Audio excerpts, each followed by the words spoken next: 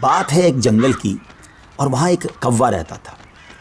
آپ جانتے ہیں نا، کوے کا رنگ بڑا کالا سیاہ ہوتا ہے، مگر وہ بڑا خوش تھا، بہت انجوائے کر رہا تھا لائف کو، طرح طرح کے کھانے کھاتا، اور رات ہوتی تو کسی بھی خوشبودار درخت پر جا کر رات بسر کرتا، انجوائے کر رہا تھا اپنی لائف کو۔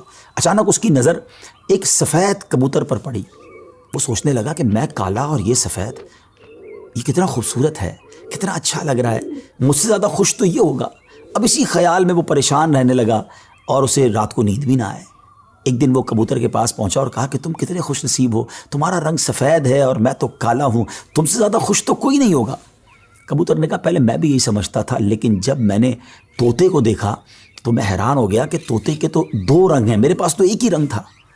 تو طوطا زیادہ خوش نصیب ہے، وہ زیادہ خوش ہے، وہ زیادہ لائف کو انجوائے کر رہا ہے۔ اب کوا کبوتر کو چھوڑ کر طوطے کے پاس پہنچ گیا۔ کہا طوطے تم تو زیادہ انجوائے کرتے ہوگے، کتنے خوش ہوگے کہ تمہارے پاس تو دو رنگ ہیں جسم پر، تمہاری باڈی بہت خوبصورت لگتی ہوگی۔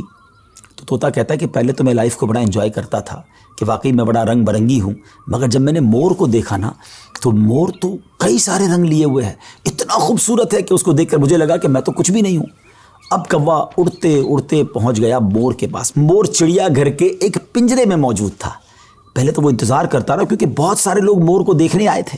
جب سارے لوگ دیکھ کر چلے گئے تو کوا مور کے پاس گیا کہ اے مور، ذرا یہ تو بتاؤ تم کتنے خوش ہو، کتنے رنگ ہیں تمہارے پاس، تم کتنے خوبصورت ہو۔ مور کہتا ہے پہلے تو میں یہی سمجھتا تھا کہ ہاں میں بہت خوبصورت ہوں، مگر پھر میں نے غور کیا کہ اسی خوبصورتی کی وجہ سے تو چڑیا گھر میں قید ہو گیا ہوں، روزانہ ہزاروں لوگ مجھے دیکھنے آتے ہیں مگر میں آزاد نہیں ہوں۔ اور پھر میں نے بڑا غور کیا کہ وہ کون سا پرندہ ہے جو چڑیا گھر میں قید نہیں ہے، تو مجھے سمجھ آئی کہ کوا ہی ایک پرندہ ایسا ہے جو چڑیا گھر میں قید نہیں ہوتا، اس کو کوئی قید نہیں کرتا۔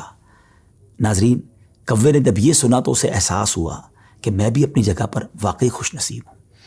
اب یہاں بظاہر تو یہ ایک فرضی واقعہ ہے، لیکن اگر اس کو ہم اپنی زندگیوں پر امپلیمنٹ کریں، اپنے بارے میں سوچیں، ہمارے پاس بہت کچھ ہے، لیکن جب کسی کو ہم سے زیادہ والے کو ہم دیکھتے ہیں نا تو ہمیں اپنی چیزیں کمتر نظر آنے لگتی ہیں، اپنا گھر چھوٹا لگنے لگتا ہے، اپنی موٹر سائیکل، اپنی گاڑی، اپنی سائیکل وہ ہمیں بڑی کمتر لگتی ہے جب کسی کی بڑی گاڑی دیکھتے ہیں، کسی کا بڑا گھر دیکھتے ہیں، کسی کی لائف سٹائل کو دیکھتے ہیں، جو ہے اس پر انجوائے نہیں کرتے بلکہ اس پر شکوہ کرتے ہیں، ناشکری کرتے ہیں۔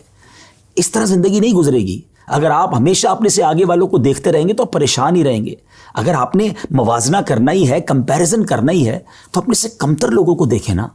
کئی لوگ بڑی مشکل زندگی گزار رہے ہیں، اللہ نے مجھے اور آپ کو بہت خوشحال رکھا ہے، جی ہاں اب بھی ہم لاکھوں کروڑوں سے اچھے ہیں، لیکن مسئلہ یہ کہ ہمیں تو آگے والوں کو دیکھ کر ڈیمورلائز ہونا ہوتا ہے۔ شکر ادا کیجئے، اور سبحان اللہ، میرے رب کا تو وعدہ بھی ہے نا قرآن میں، لَإِن شَكَرْتُمْ لَأَزِيدَنَّكُمْ، تم میرا شکر ادا کرو میں تمہیں اور دوں گا۔ تو جب آپ اللہ کا شکر ادا کر رہے ہوتے ہیں نا کہ یا اللہ تو نے مجھے کروڑوں سے اچھا بنایا، تو وہ اور عطا فرماتا ہے، آپ اور آگے بڑھتے ہیں۔ تو بہرحال یہ چھوٹی سی حکایت ہے، اللہ کرے اس سے سبق لیں، ناشکری چھوڑ دیں اور شکر ادا کرنے والے بن جائیں۔